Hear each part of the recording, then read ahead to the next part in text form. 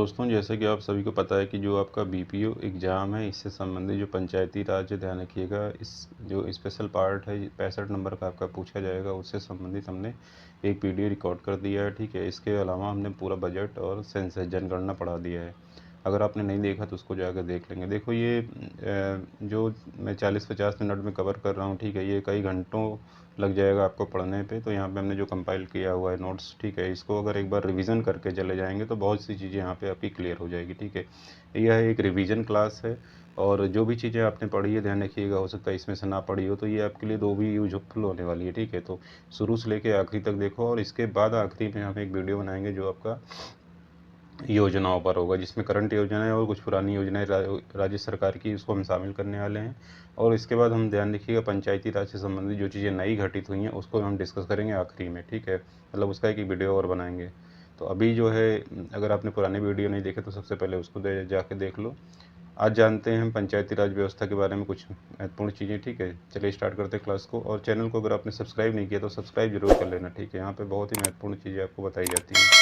पंचायती राज व्यवस्था पे हमने पिछली क्लास में डिस्कस भी किया था। आज फिर से कुछ यहाँ पे इंपॉर्टेंट डिस्कस करते हैं, ध्यान रखिएगा। पंचायती राज जो व्यवस्था, ध्यान रखिएगा, हमने पिछली क्लास में बताया था ग्राम पंचायत विलेज लेवल पर अगर हम बात करें, ध्यान रखिएगा, सबसे निचली अवस्था होती है, निचला सबसे स्तर जो होता है वो ग्राम पंचायत होता है। ठीक है, पंचायती राज व्यवस्था का जो सबसे निचला स्तर होता है, हमने आपको पिछली क्लास में बताया था, यहाँ भी बता रहा हूँ, ये सबसे निचला स्तर होता है, ध्यान रखिएगा, जिसे ग्राम पंचायत कहते हैं। ठीक है, और यहाँ पे थोड़ा मैं स्पीड में इसलिए बोल रहा हूँ क्योंकि समय की कमी है और बताना ज़्यादा है, तो आप ये ना कहिए कि जल्दी जल्दी बोल रहा हूँ। ठीक है, इसलिए यहाँ पे थोड़ा सा मैं ज़्यादा बताने की कोशिश कर रहा हूँ। अब एक हफ्ते बाकी एग्जाम में, तो जाहिर सी बात है समय भी आपके पास भी कम है। जितना ज़्यादा से ज़्यादा हो जाए आप यहाँ पे कवर करने की कोशिश करो। तो हर गाँव या गाँव के समूह के लिए एक ग्राम पंचायत होती है। ठीक है, और आपको पता हो कि इसका जो मुखिया होता है सरपंच या ग्राम प्रधान होता है, आप सभी को पता है। ठीक है, इसका मुखिया सरपंच या प्रधान कहलाता है। यहाँ पे एक दो क्वेश्चन निकल के आते हैं। पंचायती राज व्यवस्था के अंतर्गत विलेज लेवल पर सबसे निचला स्तर ग्राम पंचायत होता है। इसका जो मुखिया होता है उसे ग्राम प्रधान कहते हैं। ठीक, क्लियर। चलो अगला देखते हैं। इसके बाद अगर हम बात करें, ध्यान दीजिएगा, इसके अंतर्गत वार्ड सदस्य आते हैं। इसके अंतर्गत आते कौन है? वार्ड सदस्य, जिन्हें पंच कहा जाता है। ठीक है, जिन्हें क्या कहते हो? पंच। इन्हें क्या कहा जाता है? पंच। तो ये दो चीज़ें जरूर ध्यान रखिएगा, एक ग्राम प्रधान और दूसरा पंच। जो वार्ड सदस्य होते हैं उन्हें क्या कहा जाता है? पंच कहा जाता है। ठीक है, क्योंकि अलग अलग वार्ड में बटे होते हैं और वहाँ पे पंच का चुनाव भी होता है। जो इसके बाद आता है दूसरा क्षेत्र पंचायत या पंचायत समिति, ब्लॉक स्तर पर, ब्लॉक लेवल पर यह होता है। ठीक है, ग्राम पंचायतों का समूह जो होता है, ध्यान रखिएगा, ठीक है, जो ग्राम पंचायतों का समूह होता है जिसे ब्लॉक भी कहते हैं, मतलब ब्लॉक के अंतर्गत कई ग्राम पंचायतें होती हैं और ग्राम पंचायतों का जो समूह होता है उसे क्या कहा जाता है? ब्लॉक कहा जाता है। ठीक है, समझ में आ गया होगा, यहाँ पे कोई दिक्कत ना हो।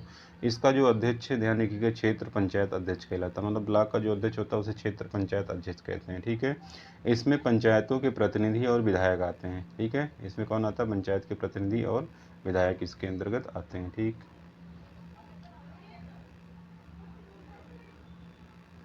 इसके बाद तीसरा जो है, ध्यान रखिएगा, वो है जिला पंचायत।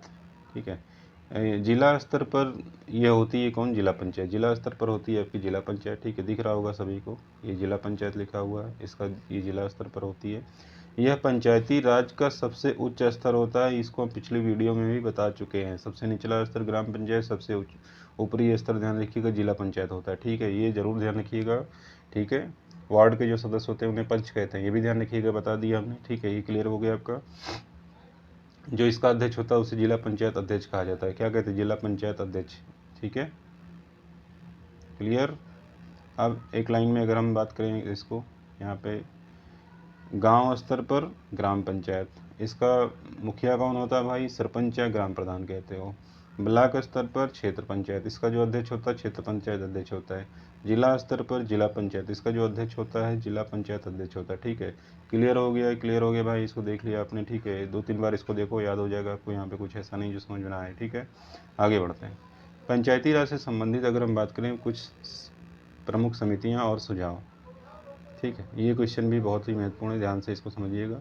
तो जैसे 73वां संविधान संशोधन आपसे बहुत ही इंपॉर्टेंट क्वेश्चन ये एग्जाम में पूछेगा, कब हुआ था? 1992 में 73वां संविधान संशोधन हुआ था। पंचायती राज संविधान संस्थान को संवैधानिक स्थिति प्रदान की गई। 73वें संविधान संशोधन के अंतर्गत, ध्यान रखिएगा। और उन्हें ग्रामीण विकास के कार्य का कार्य सौंपा गया, उन्हें ग्रामीण विकास का कार्य सौंपा गया। वेरी वेरी इंपॉर्टेंट क्वेश्चन, यहाँ पे स्टार बना लेना सभी लोग, ठीक है। इसके बाद पंचायतों का उल्लेख किस अनुच्छेद के अंतर्गत आता है, ध्यान रखिएगा, अनुच्छेद 40 में ग्राम पंचायतों का उल्लेख है, ठीक है। अगर पंचायतों की परिभाषा की बात करें तो आर्टिकल 243 में, ठीक है। अगर नहीं देखा तो जाके पुराना वीडियो आप लोग देख लो, ठीक है, उसमें पंचायतों की परिभाषा भी बताई गई है, ठीक है। इसके बाद पहली जो समिति है, ध्यान रखिएगा, पंचायती राज से संबंधित, जो बहुत ही महत्वपूर्ण है, अशोक मेहता समिति, ठीक है। ये अशोक मेहता लिखा हुआ है, अशोक मेहता समिति 1977। इन्होंने कहा, ध्यान रखिएगा, पंचायतों के पंचायत दो स्तरीय होनी चाहिए। इन्होंने बोला, आपसे ये क्वेश्चन भी पूछ सकता है किसने सुझाव दिया पंचायत 2 स्तरीय होनी चाहिए, तो अशोक मेहता समिति ने। एक तो जिला स्तर पर, दूसरा ध्यान रखिएगा मंडल स्तर पर। जिला स्तर पर इन्होंने कहा कि जिला परिषद होनी चाहिए, मंडल स्तर पर मंडल पंचायत होनी चाहिए, ठीक है। इसके बाद एक चीज़ ध्यान दो, यहाँ जो नोट्स है वो महत्वपूर्ण है, ठीक है। अब इसमें मत जाना, ठीक है, कि ये वो इधर उधर नहीं, आपको जो बताया जा रहा है बस समझने से मतलब है, और जो महत्वपूर्ण चीज़ें हैं उसको नोट करते जाओ, ठीक है। ये स्क्रीनशॉट इसको ले लेना। जिला परिषद को सर्वाधिक महत्व दिया जाना चाहिए, इन्होंने सुझाव दिया, जिला परिषद को सर्वाधिक महत्व दिया जाना चाहिए। जिला स्तर पर जिले के विकास की योजना जिला परिषद को ही बनानी चाहिए, अशोक मेहता ने बोला, ठीक है, इसको ध्यान रखिएगा। इसके बाद इन्होंने जो अगला सुझाव दिया,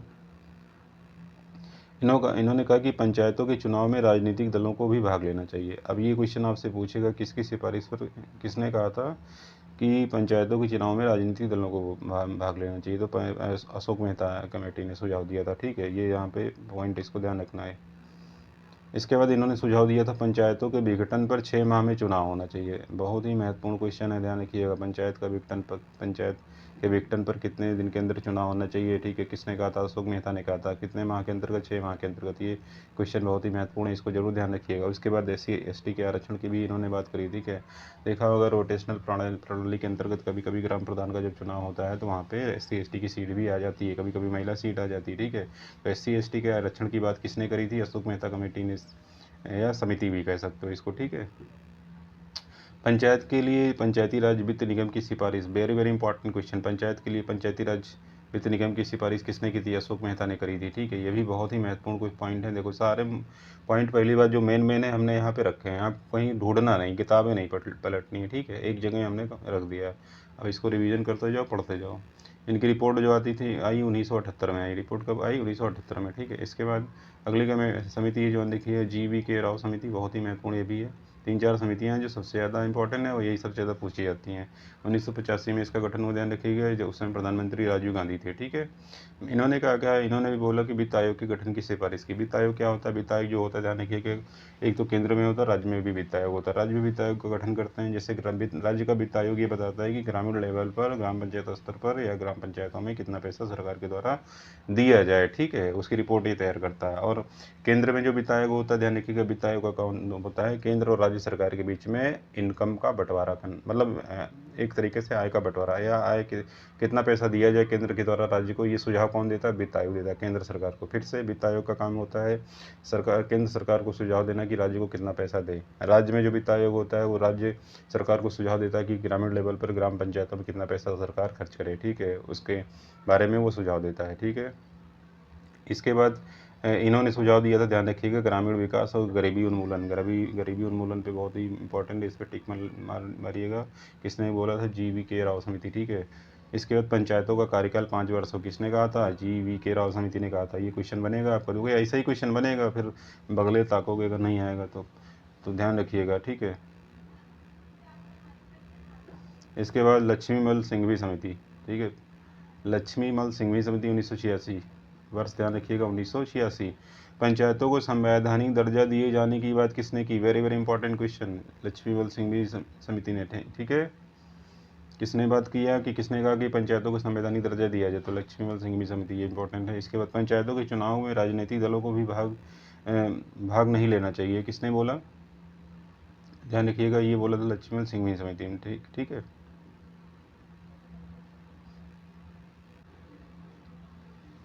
इसके बाद अगर हम बात करते हैं, देखिए कि पंचायत के विवाद को सुलझाने के लिए इन्होंने सुझाव दिया है कि न्याय पंचायत का गठन हो, ठीक है। ये तीसरा पॉइंट है, पंचायत के विवाद को सुलझाने के लिए किसका गठन हो, न्याय पंचायत का गठन हो, ठीक है। तो ये इन्होंने सुझाव दिया, ठीक, ये इनके पॉइंट है। इसके बाद एक और यहाँ पे समिति बनाई गई, ध्यान रखिएगा, PK थुंगन समिति, ठीक है। ध्यान रखिएगा, पी के थुंगन समिति। तो पी के थुंगन समिति ध्यान रखिएगा ये 1988 में आई। कब आई? 1988 में पी के थुंगन समिति आई, 1988। ठीक है, ईयर भी ध्यान रखिएगा, ईयर भी पूछ सकता आपसे। पंचायतों को संवैधानिक दर्जा दिया जाए, इन्होंने भी कहा कि पंचायतों को संवैधानिक दर्जा दिया जाए। ठीक है, पंचायतों का सीधा संबंध संघ सरकार से होना चाहिए, इन्होंने कहा। ठीक है, और 1989 में लोकसभा में एक बिल लाया गया, ध्यान रखिएगा। ठीक है, किससे संबंधित अगर हम बात करें तो पंचायतों से संबंधित। और ये था 64th संविधान संशोधन विधेयक, 64वां संविधान संशोधन विधेयक था। और ये जो कि ध्यान रखिएगा राज्यसभा में पास नहीं हो पाया फिर। ठीक है, लोकसभा के बाद राज्यसभा में ये पास नहीं हो पाया। लोकसभा में लाया गया, लोकसभा में पास हुआ, लेकिन राज्यसभा में ये पास नहीं हो पाया था। ठीक है, इसके बाद अगर हम बात करें 73वां संविधान संशोधन विधेयक आता है। 73वें संविधान संशोधन विधेयक की अगर हम बात करें तो यहाँ पे ये ही बहुत महत्वपूर्ण है, ये वाला पॉइंट। ठीक है, इसके अंतर्गत ध्यान दीजिएगा, ये पास होता है और राष्ट्रपति द्वारा, ध्यान रखिएगा, 20 अप्रैल 1973 को। ठीक है, इसको एक तरीके से सिग्नेचर किया जाता है, अनुमति दी जाती है और ये लागू होता है पूरे देश में 24 अप्रैल 1993 से लागू होता है। कब से लागू होता है? 24 अप्रैल 1993 से। ठीक है, आपसे पूछ सकता है। ठीक है, पंचायती राज व्यवस्था सबसे पहले कहाँ पे लागू हुई थी? राजस्थान के नागौर में लागू हुई थी। ठीक है, ये क्वेश्चन भी आपसे पूछ सकता है। 24 अप्रैल को ध्यान रखिएगा, 24 अप्रैल को पंचायती राज दिवस मनाया जाता है। ये भी इंपॉर्टेंट क्वेश्चन है, कब मनाया जाता है? 24 अप्रैल को पंचायती राज दिवस मनाया जाता है, बहुत ही इंपॉर्टेंट क्वेश्चन है। और उस समय जो राष्ट्रपति थे जिन्होंने, ध्यान रखिएगा, उस पर मुहर लगाई थी, वो शंकर दयाल शर्मा जी थे। कौन थे? शंकर दयाल शर्मा। ठीक है, कौन थे? Shankar Dayal Sharma. Very very important question, बार बार रट लेना, शंकर दयाल शर्मा, शंकर दयाल शर्मा। ठीक है, इसको रट्टा मार लेना। 73वां संविधान संशोधन जो था, अधिनियम जो था, ध्यान रखिए, इसके बारे में थोड़ा और जान लेते हैं। उसमें कांग्रेस सरकार किसकी थी? उसमें कांग्रेस की सरकार थी। प्रधानमंत्री कौन थे? पीवी नरसिम्हा राव थे, ध्यान रखिएगा, 1991 से 96 तक। और राष्ट्रपति कौन थे? शंकर दयाल शर्मा थे। ठीक है, और पारित कब हुआ? 20 अप्रैल 1993 को। लागू हुआ 24 अप्रैल 1993 को, और इसीलिए पंचायती राज दिवस 24 अप्रैल को मनाया जाता है। ये अप्रैल चल रहा है और ये क्वेश्चन आपसे ज़रूर पूछेगा, ध्यान रखिएगा, पंचायती राज दिवस कब मनाया जाता है। ठीक है, अप्रैल में आपका एग्जाम भी है। कुछ महत्वपूर्ण प्रश्न जैसे देखो यहाँ पे, संवैधानिक दर्जा देने की सिफारिश किसने की? LM सिंघवी ने की। 3 स्तरीय पंचायती राज व्यवस्था लागू करने की सिफारिश किसने की? बलवंत राय मेहता ने। 2 स्तरीय पंचायती राज व्यवस्था लागू करने की सिफारिश किसने की थी? अशोक मेहता ने। ठीक है, इसके बाद 4 स्तरीय किसने लागू करने की सिफारिश की? GV राव। देखो आपको बता दें, इसकी याद करने की एक ट्रिक बता दें, देखो, ताकि सभी को याद हो जाए। ध्यान दो, अभी जो यहाँ बता रहा हूँ इसको ध्यान दीजिएगा। इसमें 4 लेटर है ना, GVKR, 4 लेटर हैं, तो 4 स्तरीय वाला हो जाएगा। ठीक है, उससे भी अशोक मेहता 2 है ना, अशोक मेहता 2 स्तरीय हो जाएगा। बलवंत राय मेहता 3 है ना, बलवंत राय मेहता तो त्रिस्तरीय हो जाएगा। ठीक है, संवैधानिक दर्जा देने की जो बात की जाएगी, संवैधानिक सिंघवी, ऐसे याद करना, संवैधानिक दर्जा सिंघवी। ठीक है, संवैधानिक दर्जा देने की सिफारिश, संवैधानिक सिंघवी, ऐसे याद हो गया। देखो जब कुछ ना समझ में आए तो ये मेरी बताई हुई बात ध्यान में रखना। 4 स्तरीय GVKR, 4 लेटर हैं, 4 स्तरीय। अशोक मेहता, 2 शब्द हैं, अशोक मेहता 2 स्तरीय पंचायती राज व्यवस्था। 3 स्तरीय बलवंत राय मेहता 3 स्तरीय। ठीक है, सिंघवी संवैधानिक दर्जा, तो ये याद हो जाएगा आपको। अब ऐसे ट्रिक कोई बताएगा नहीं। ठीक है, इसको याद कर लेना।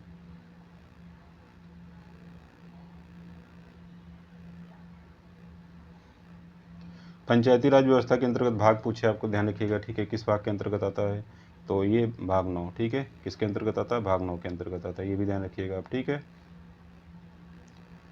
सूची अगर आपसे पूछे, ठीक है, अगर सूची पूछे तो 11वीं अनुसूची में पंचायतों के लिए 29 विषय दिए गए हैं। ठीक है, 11वीं अनुसूची में आता है, भाग 9 के अंतर्गत अगर हम बात करें, इसके अंतर्गत पंचायतों के लिए कितने विषय मतलब जिसमें इसके काम से संबंधित चीज़ें बताई गई हैं, तो कितने विषय हैं इसके? 29 विषय हैं। ठीक है, इसको रट्टा मार लेना, 100% ये यहाँ से क्वेश्चन रखा रहेगा। ठीक है, इसके बाद कुछ आर्टिकल में जो महत्वपूर्ण उसको देख लेते हैं। आर्टिकल 243 से 243 तक ध्यान रखिएगा, किसका वर्णन है? पंचायतों का वर्णन है। देखो यहाँ पे लिखा हुआ समझ में आ रहा है, ऐसा नहीं कि नहीं समझ में आ रहा। ठीक है, ये हैंड रिटन नोट्स हैं, इसको थोड़ा सा सुनिए, समझिए, देखिए। ठीक है, इसके बाद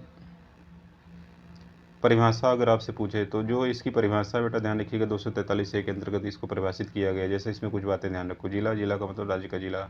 ठीक है, पंचायती राज की छोटी सबसे इकाई जैसे गांव। ठीक है, ये सब चीज़ें इसमें बताएगी। ग्राम सभा मतलब ग्राम स्तर की सबसे छोटी इकाई, और वो कौन है? गाँव है। ठीक है, अब ग्राम सभा जो निर्धारित होती है, ध्यान रखिएगा, फाइनली उस पर कौन मोहर लगाता है? राज्यपाल। कौन मोहर लगाता है फाइनली? राज्यपाल, ठीक है।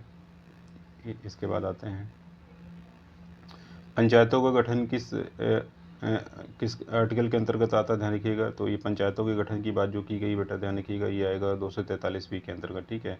हमने पिछले वीडियो में इसके बारे में डिस्कस भी किया था, आप जाके उसको देखिए, 243 के अंतर्गत, ठीक है।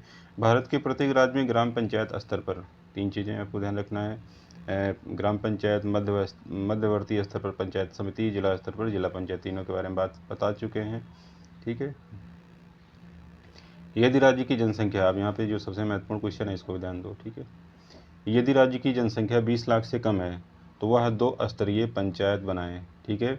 और 2 स्तरीय का सुझाव अशोक मेहता, देखो ऐसे याद हो जाएगा ना, किसने दिया था? 2 स्तरीय का अशोक मेहता ने।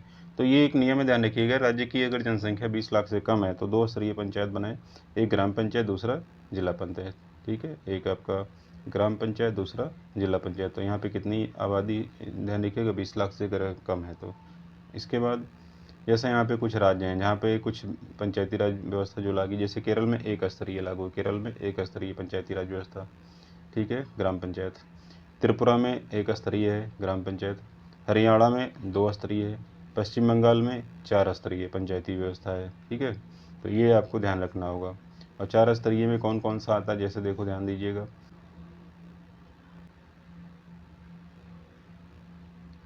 ग्राम, खंड, जिला, आंचलिक परिषद, ठीक है, 4 स्तरीय में। और पंचायतों की जो संरचना है, मतलब जो इस संरचना ही है, और इसके बारे में किस आर्टिकल के अंतर्गत बात की है? 243 सी संरचना। देखो कैसे याद करोगे, पंचायत की संरचना, सी सा से आ रहा, संरचना 243 सी, याद हो गया ना, 243 सी, परिभाषा 243, संरचना 243 सी, ठीक है। देखो समय कम है, फिर मैं बता दे रहा हूँ, याद तुम 2 मिनट में आपको याद करा दें सारे आर्टिकल और ये सब, ठीक है। और इसमें कुछ कठिन नहीं है। ग्राम पंचायत का सदस्य जनता द्वारा प्रत्यक्ष रूप से चुना जाता है। इस लाइन को अपने दिमाग में बैठा लेना। ग्राम पंचायत का सदस्य कैसे चुना जाता है, ये क्वेश्चन आ सकता है आपके एग्जाम में। तो जनता द्वारा प्रत्यक्ष रूप से चुना जाता है, इसको ध्यान रखिएगा। अब जैसे बात कर लेते हैं यहीं पे ग्राम प्रधान का जब चुनाव होता है तो वोट देने जनता जाती है। देखो जो डायरेक्ट जनता जहाँ वोटिंग करती है, हम और आप जहाँ वोट करते हैं, वो प्रत्यक्ष होता है। लेकिन उन्हें जब किसी को जनता डायरेक्ट ना चुने, कोई और उसके लिए वोट करे, तो वो अप्रत्यक्ष रूप से चुने जाते हैं, ठीक है। तो प्रत्यक्ष मतलब जहां हम और आप जाके वोट करते हैं, जैसे विधायक का चुनाव हुआ, सांसद का चुनाव हुआ, ठीक है। उसके बाद ध्यान रखिएगा प्रधानी का चुनाव हुआ, ठीक है। तो इनके लिए हम वोट करने जाते हैं, तो ये प्रत्यक्ष होता है, ठीक है।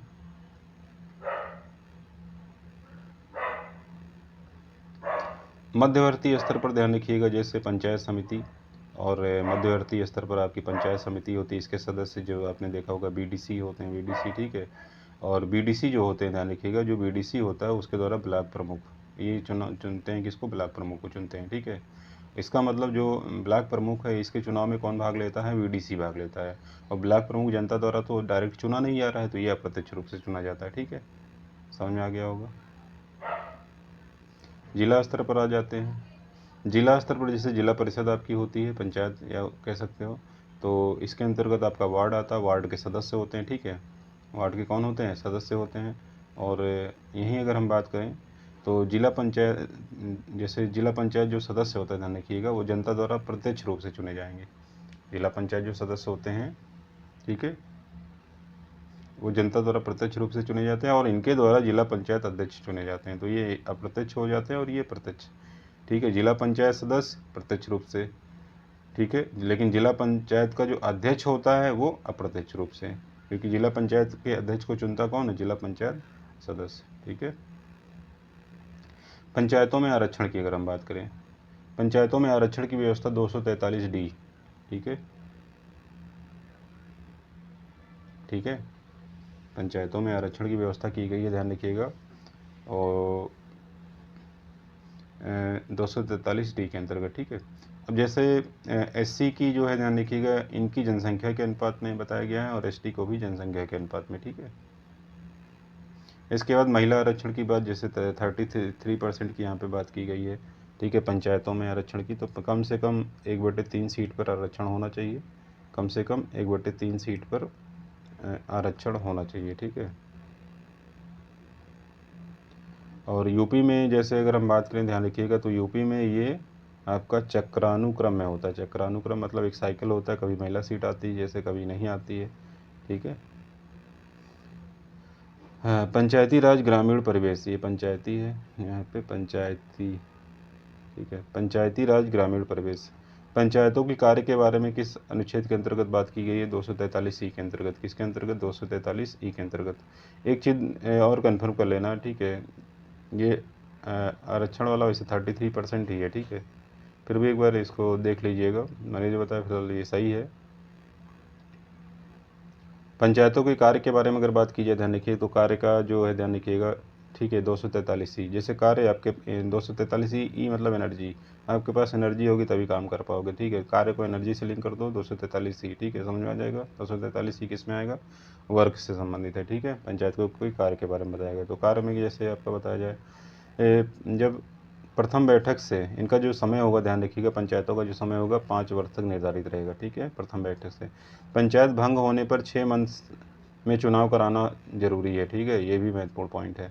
नए चुनाव जो होंगे, ठीक है, बाकी समय के लिए होगा। जैसे मान लो जैसे ग्राम प्रधान है, 2 साल तक काम कर चुका है, लेकिन ठीक है कुछ कारण से उसका फिर से चुनाव कराना पड़ रहा है, तो जो चुनाव होगा अगले टर्म के लिए, मतलब 3 साल के लिए जो होगा उसके लिए वो चुनाव होगा, ये भी ध्यान रखिएगा, ठीक है।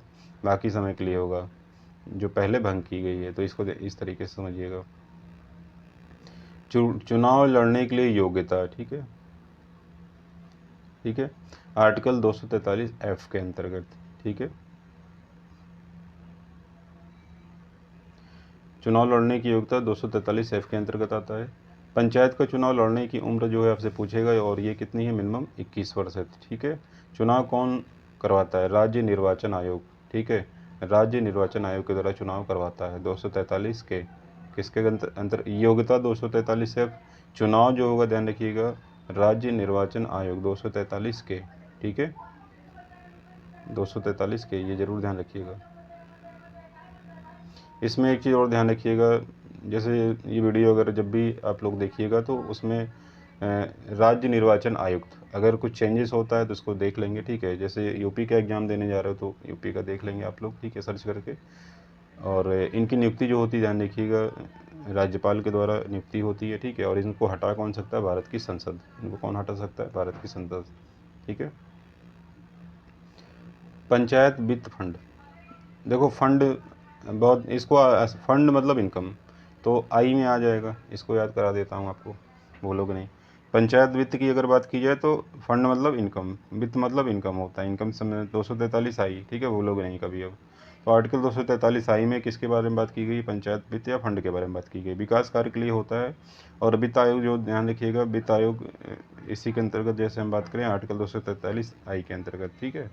तो राज्य वित्त आयोग और केंद्र का वित्त आयोग हमने बता ही दिया, लेकिन राज्य वित्त आयोग के बारे में अगर बात करें तो इसका जो आयोग है इसका गठन कौन करता है? राज्यपाल करता है, ठीक है। तो वित्त आयोग का काम क्या होता है? वो सरकार को सुझाव देता है कहाँ कहाँ पे कितना कितना खर्च करना है, ठीक है, पैसा। तो ये कौन सुझाव देता है? वित्त आयोग। आपसे ये भी क्वेश्चन पूछ सकता है कि वित्त आयोग का गठन जो होता है, ठीक है, कितने वर्ष के लिए होता है? वित्त आयोग जो है 5 वर्ष के लिए गठित होता है। वित्तीय स्थिति सुधारने के लिए होता है। पंचायतों की वित्तीय स्थिति सुधारने के लिए कौन कार्य करता है? तो वित्त आयोग, ध्यान रखिएगा, ठीक है। कितने वर्ष के लिए होता है? 5 वर्ष के लिए। कौन नियुक्त करता है? राज्यपाल नियुक्त करता है। हटा कौन सकता है? भारत की संसद हटा सकती है, ठीक है। और वित्त आयोग किस आर्टिकल के अंतर्गत आएगा? 243 आई, 243 आई, ठीक है, 243 आई के अंतर्गत, ये बता दिया आपको, ठीक है।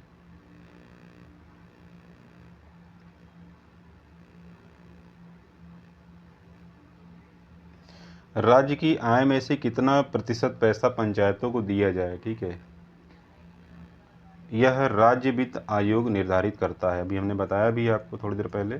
और ध्यान दीजिएगा यहाँ पे कितने परसेंट पैसा, देखो जहाँ जहाँ पे जितनी ज़रूरत होती है उस हिसाब से वो एक रेशियो प्रतिशत निर्धारित करता है कि यहाँ यहाँ इतना परसेंट पैसा खर्च किया जाए। ये कौन निर्धारित करता है? तो राज्य वित्त आयोग, ठीक है। और इसके बाद अगर हम बात करें, आगे आते हैं, टैक्स के बारे में थोड़ा सा पिछले वीडियो में ही बताया था, और यहाँ भी थोड़ा बात कर लेते हैं। पंचायतों द्वारा कौन सा कर लगाया जाए और कौन सा नहीं लगाया जाए, ठीक है। इसकी सलाह भी राज्य वित्त आयोग देता है। देखो ये क्वेश्चन जो है ना इतने महत्वपूर्ण है, ये सब ऐसे ही क्वेश्चन आएंगे, ठीक है, क्योंकि पेपर का लेवल थोड़ा सा बढ़ गया भाई, तो ये सब पढ़ के आपको जाना पड़ेगा। पंचायतों में कौन सा टैक्स लगाया जाए, इसकी सलाह कौन देता है, राज्य वित्त आयोग देता है। पंचायतों की शक्तियाँ एवं कार्य, इसको देख लेते हैं थोड़ा सा, एक मिनट। पंचायतों की शक्तियाँ एवं कार्य देख लेते हैं। ग्राम सभा, वार्षिक लेखा विवरण की जांच करना, ठीक है, वार्षिक लेखा विवरण की जांच करता है ये ग्राम सभा, ठीक है। नए कर लगाने एवं वर्तमान करों में वृद्धि के प्रस्ताव पर विचार करना, ठीक है, इसकी शक्तियाँ। लाभार्थी का चयन करना, योजना की समीक्षा करना, योजनाओं को लागू करना ग्राम सभा का काम होता है, ठीक है, या ग्राम पंचायत का काम होता है। आय व्यय का स्पष्टीकरण मांगना, ठीक है, आय व्यय का स्पष्टीकरण मांगना। ग्राम पंचायत के कार्य, यह दो प्रकार के कार्य करती है, एक तो ऐच्छिक, दूसरा अनिवार्य कार्य। ऐच्छिक में जैसे सार्वजनिक कार्य आ जाते हैं, मार्ग पुलिया का निर्माण, ये सब, ठीक है, ये ऐच्छिक कार्य हैं। लेकिन अनिवार्य कार्य कुछ होते हैं उसके, जैसे कुआं तालाब का निर्माण, सफाई, ये सब अनिवार्य कार्य में उसके आते हैं, ठीक है। आगे आते हैं, और भी इसके काम है, ये हमने पिछले वीडियो में बताया था। जन्म मृत्यु विवाह संबंधी पंजीकरण भी करता है। लघु सिंचाई साधन का निर्माण, ये सब काम भी करता है, जैसे नाली, नहर, ठीक है, तालाब, ये सब इसमें आता है, ठीक है। उत्तर प्रदेश पंचायती राज अधिनियम बहुत महत्वपूर्ण है, यहाँ से भी क्वेश्चन बनेगा। ये है 1947, ठीक है, इसका संशोधन हुआ 1994 में। इसका उद्देश्य क्या है, पंचायतों की स्थापना, इसका उद्देश्य क्या है, पंचायतों की स्थापना। तो उत्तर प्रदेश में अगर हम बात करें, 5 जून 1947 को उत्तर प्रदेश की विधानसभा में ये पारित हुआ था, ठीक है। 16 सितंबर 1947 को उत्तर प्रदेश विधान परिषद में पारित हुआ, और 7 दिसंबर 1947 को गवर्नर जनरल का इस पे हस्ताक्षर होता है, गवर्नर के इस पे हस्ताक्षर होते हैं। 7 दिसंबर 1947 को गवर्नर जनरल का इस पे हस्ताक्षर हुआ, ठीक है। तो ये सारी चीज़ें ध्यान रखोगे। लागू कब से हुआ, ठीक है, उत्तर प्रदेश पंचायती राज अधिनियम जो है ये लागू कब से हुआ, ध्यान रखिएगा, 1949 से, ठीक है। कब से लागू हुआ, 1949 से, ठीक है। तो ये आप इसको ध्यान रखिएगा डेट। ग्राम पंचायत की बैठक से संबंधित अगर हम बात करें, तो कम से कम एक बार प्रति माह होनी चाहिए ग्राम पंचायत की बैठक। दो लगातार बैठक के बीच में 2 माह से ज़्यादा का अंतराल नहीं होना चाहिए। प्रथम बैठक प्रथम बैठक जो है गठन के 30 दिन के अंदर हो जानी चाहिए, ठीक है। तो ये यहाँ से एक क्वेश्चन ऐसे पूछ लेगा, ठीक है, ये पता होगा तभी कर पाओगे, नहीं तो गलत कर दोगे। प्रधान को हटाना, जैसे हटाने का प्रस्ताव 2 वर्ष बाद ही आ सकता है, ठीक है, इससे पहले नहीं। 15 और इसके लिए 15 दिन पूर्व सूचना देनी होगी। हटाने के लिए 2/3 सदस्यों का मतदान आवश्यक होता है, ठीक है। इसके बाद भूमि प्रबंधक समिति का अध्यक्ष कौन होता है, ग्राम प्रधान होता है, अगर आपसे पूछे क्वेश्चन, इसको ध्यान रखिएगा। और कुछ यहाँ पे महत्वपूर्ण क्वेश्चन है जो अभी तक पूछे गए एग्जाम में, ये भी देख लेते हैं। जैसे पंचायती राज सबसे पहले लागू कहाँ पे किया गया, तो राजस्थान का नागौर जिला, 2 अक्टूबर 1959 को। कब लागू किया गया, 2 अक्टूबर 1959 को लागू किया गया, ठीक है, ये ध्यान रखिएगा। उसमें प्रधानमंत्री भी पूछ लेता, तो प्रधानमंत्री कौन थे, पंडित जवाहरलाल नेहरू थे। इसके बाद आंध्र प्रदेश में कभी कभी पूछ लेता, आंध्र प्रदेश में लागू हुआ था 11 अक्टूबर 1959 को, ठीक है। राज्य में विकेंद्रीकरण की सिफारिश किसने की, राज्य में विकेंद्रीकरण की सिफारिश किसने की, अशोक मेहता ने करी, ठीक है। यूपी में ग्राम पंचायतों की संख्या पिछले वीडियो में बता चुका हूँ, आप इसको कमेंट करके बताइएगा, ठीक है। पंचायत क्षेत्र का गठन, पंचायत क्षेत्र का जो गठन है ध्यान रखिएगा, ये कितनी आबादी पर होता है, ये 1000 की जनसंख्या पर ध्यान रखिएगा पंचायत क्षेत्र का गठन किया जाता है, ठीक है। भारत में पंचायती राज व्यवस्था का मुख्य उद्देश्य हमने ऊपर डिस्कस भी किया, और फिर भी जान लेते हैं। तो एक लाइन ये जरूर ध्यान रखिएगा, सत्ता का विकेंद्रीकरण करके जनमानस को राजनीति से जोड़ना। मतलब एक आम आदमी भी चुनाव लड़ सकता है, जैसे ग्राम प्रधान का चुनाव, ठीक है, वार्ड सदस्य, पंच, ठीक है, इनके चुनाव। तो सत्ता का विकेंद्रीकरण करके आम जनमानस को, ध्यान रखिएगा, राजनीति से जोड़ना, इसी को विकेंद्रीकरण कहा जाता है। तो ये पंचायती राज व्यवस्था का मुख्य उद्देश्य होता है, ठीक है। अगर यहाँ पे एक क्वेश्चन भी पूछ लेता कौन सी योजना सबसे पहले लागू की गई थी, उसे बोलते कम्युनिटी डेवलपमेंट प्रोग्राम, जो पंचवर्षीय योजना में आई थी, ध्यान रखिएगा, ठीक है। तो कम्युनिटी डेवलपमेंट प्रोग्राम भी आप ध्यान रखिएगा, सामुदायिक विकास कार्यक्रम जिसे कहते हैं। पंचायती राज प्रणाली में पंचायत समिति गठित होती है किस स्तर पर, अगर ये पूछे आपसे तो इसको ध्यान रखिएगा, ये खंड स्तर पर गठित होती है।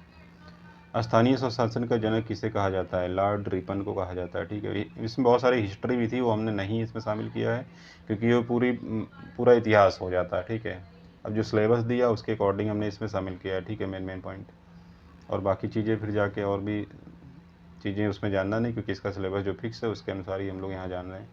पंचायती राज विषय है किस सूची का, आपसे ये क्वेश्चन पूछ सकता तो ये राज्य सूची का विषय है। किस सूची का विषय है, राज्य सूची का।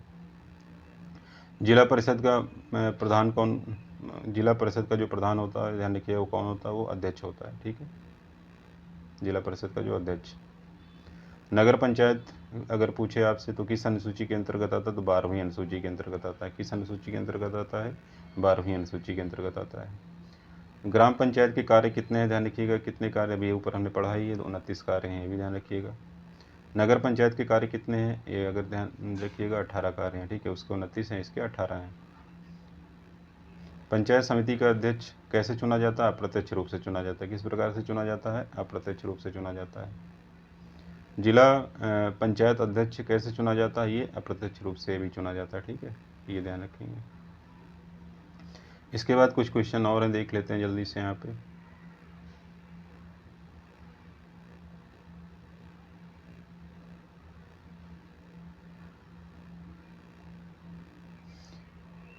राजस्व विभाग, देखो इसमें सारे नहीं लेकिन मेन पॉइंट बता दे रहा हूँ, ठीक है। राजस्व विभाग का जो प्रमुख होता है वो सीएम होता है, कौन है होता है, मुख्य मंत्री होता है, ठीक है, ये ध्यान रखिएगा। राजस्व परिषद क्या होती है, मालगुजारी से संबंधित न्यायिक कार्यों की एक सबसे बड़ी संस्था है, ठीक है, कौन, राजस्व परिषद। और राजस्व प्रशासन का सबसे महत्वपूर्ण विभाग होता है, ठीक है, कौन, राजस्व परिषद। राजस्व परिषद की स्थापना 1831 में कहाँ पे की गई थी, इलाहाबाद में की गई थी, याद ध्यान रखेंगे।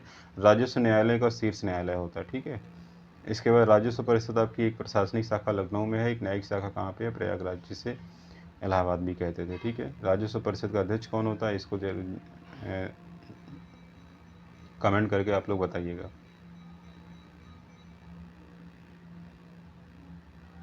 अगला क्वेश्चन देखो, राजस्व परिषद के अनुभाग, 19 अनुभाग हैं, 14 प्रकोष्ठ हैं, ठीक है। कितने अनुभाग हैं, 19 और 14 प्रकोष्ठ हैं। अब जैसे इसमें जो मेन अनुभाग हैं उनको देख लेना, जहाँ से क्वेश्चन पूछे जाने की संभावना होती है, ठीक है। जैसे राजस्व अनुभाग 1 के अंतर्गत जमींदारी उन्मूलन, भूमि व्यवस्था और नए राजस्व गांव का सृजन, जैसे ये वाला पॉइंट है, नए राजस्व गांव का सृजन किस के अंतर्गत आता, तो राजस्व अनुभाग 1 के अंतर्गत आता है, ठीक है। जो हम टिक कर रहे हैं या जो बता रहे हैं वो जरूर देख लेना, ठीक है। राजस्व अनुभाग 2 के अंतर्गत, जैसे वृक्षारोपण, पंचायती राज करता है वृक्षारोपण, हमने बोला था हमने थोड़ी देर पहले, ठीक है, पंचायती राज ने सबसे ज़्यादा वृक्ष लगाया था। ऊसर भूमि, बंजर भूमि, लेकिन ये वृक्षारोपण वाला पॉइंट जरूर ध्यान रखिएगा, ठीक है। अब ये वाला पॉइंट, जैसे हाट, बाजार, मेला, तालाब, पोखर से होने वाली आय, इनकम, ग्राम पंचायत की income, tax and non tax, अभी थोड़ी देर पहले पढ़ाया था, ठीक है। तो ये आता है राजस्व अनुभाग 2 के अंतर्गत। ग्राम पंचायत से आने वाली भूमि, ठीक है, ये भी ध्यान रखिएगा। राजस्व अनुभाग 3, राजस्व अनुभाग 3 के अंतर्गत ध्यान रखिएगा, राजस्व सचिव शाखा के सभी 14 अनुभाग के कार्य आते हैं, ये इतना इंपॉर्टेंट नहीं है। आगे ध्यान देखिएगा, राजस्व अनुभाग 4, भू अभिलेखों का रख रखाव, ठीक है, ये लेखपाल करता है, ये भी ध्यान रखिएगा। वित्त आयोग को सूचना देना, ये इंपॉर्टेंट है, जैसे वित्त आयोग को सूचना देना किस अनुभाग के अंतर्गत आता है, राजस्व अनुभाग 4 के अंतर्गत, ये याद रखोगे।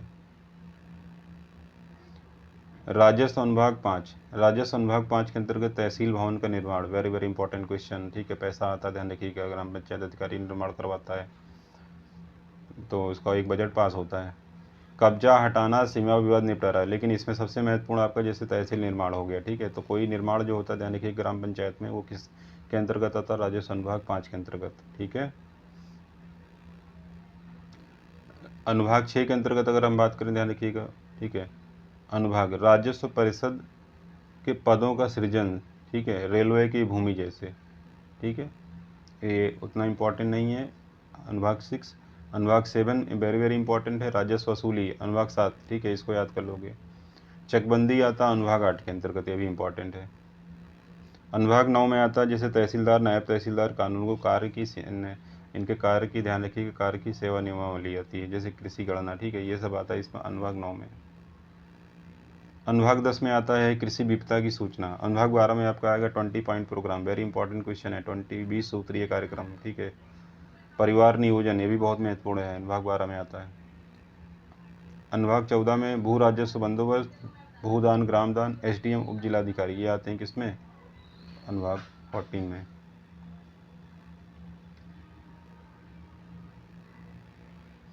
उप जिलाधिकारी के कार्य जैसे ग्राम पंचायत सदस्य, ग्राम प्रधानों के निर्वाचन से संबंधित याचिकाओं की सुनवाई भी करता है। कौन करता है, उप जिलाधिकारी। ये वाला पॉइंट जरूर ध्यान रखिएगा। भू अभिलेखों का रखरखाव कौन करता है, जिलाधिकारी करता है, ठीक है। अभी वक्फ बोर्ड जो चल रहा है उसमें ये चर्चा का विषय है, ठीक है। सार्वजनिक भूमि का अतिक्रमण हटाना कौन हटाता है, कौन सा विभाग, राजस्व विभाग। पंचायती राज अधिनियम 1947 की धारा 32 का राज्यपाल प्रत्येक 5 वर्ष पर राज्य वित्त आयोग का गठन करेगा। अभी थोड़ी देर पहले ये क्वेश्चन जान भी चुके हैं, ठीक है, फिर भी यहाँ पे जान लीजिएगा इसको।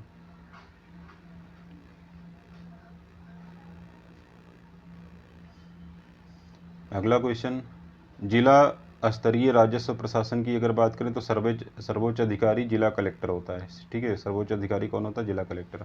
प्रत्येक जिला का सबसे बड़ा राजस्व अधिकारी कौन होता है, जिला कलेक्टर, ये भी ध्यान रखिएगा, ठीक है। जिलों को उपमंडल में बांटा गया है, तो यहाँ पे कौन होते हैं, एसडीएम होते हैं, ठीक है। जैसे उपमंडल में आपका आता तहसील और गांव होता है, तो यहाँ पे कौन इसका हेड होता है, एसडीएम। वैसे लेकिन सर्वोच्च अधिकारी आपसे पूछा जाए, जिला कलेक्टर, ठीक है, जिला स्तरीय राजस्व प्रशासन में। तहसीलदार तहसील स्तर पर राजस्व प्रशासनिक अधिकारी होता है, करों की वसूली है तो उत्तरदायी होता है कौन, तहसीलदार, ये भी ध्यान रखिएगा, ये महत्वपूर्ण क्वेश्चन है ये सब। पूरे गांव का जो नक्शा होता है वो किस दस्तावेज में होता है, उसे सजरा नामक दस्तावेज या उसी को सजरा कहते हैं, पूरे गांव का जो नक्शा होता है, ठीक है। कृषि वर्ष अगर आपसे पूछा जाए तो 1 जुलाई से 30 जून होता है, लेकिन फाइनेंशियल ईयर अगर आपसे पूछा जाए जैसे बजट का, तो 1 अप्रैल से 31 मार्च होता है, ठीक है, ये ध्यान रखिएगा। कृषि वर्ष होता है 1 जुलाई से 30 जून, और यही वर्ष होता है रिजर्व बैंक ऑफ इंडिया का भी 1 जुलाई से 30 जून, ठीक है। इसे फसली वर्ष भी कहते हैं, इसे क्या कहते हैं, फसली वर्ष। रबी क्रॉप, खरीफ क्रॉप्स और जायद क्रॉप्स, ठीक है, ये 3 फसल चक्र होते हैं। तो रबी क्रॉप में आपका सर्दी, खरीफ क्रॉप में आपका जो जैसे धान आ गया, और जायद क्रॉप्स में आपका जो बारिश के समय फसल होती है जैसे खीरा, ककड़ी, ये सब आता है, ठीक है। तहसील दिवस क्या होता है, इसका आयोजन माह के प्रथम तथा तृतीय मंगलवार को हर तहसील में प्रातः 10 बजे किया जाता है, ठीक है, आपकी जानकारी के लिए बता दिया है, बाकी इधर पढ़ा दिया है हमने, ठीक है। अब आपका जो बच्चे का ध्यान रखिएगा स्पेशल में, अब हम जो नया वीडियो